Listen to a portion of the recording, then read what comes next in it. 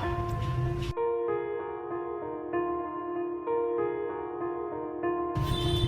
কেমন আছো?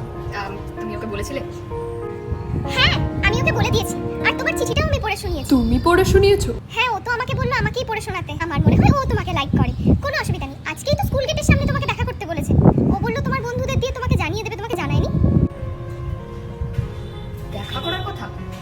ওই আমি তো কিছু জানি না, হয়তো আমার ফ্রেন্ডরা বলতে ভুলে গেছে। তাহলে তুমি দাঁড়াও, আমি ওকে ডেকে আনছি। তাহলে তো খুবই ভালো হয়। ঠিক আছে, তুমি নিয়ে এসো, আমি দাঁড়াচ্ছি। তুমি একটু দাঁড়াও। না, তুই এখানে ইমোশনাল হতে পারিস না। তোকে ওর কথা ভুলতে হবে, তোর বেস্ট ফ্রেন্ডের জন্য ভুলতে হবে।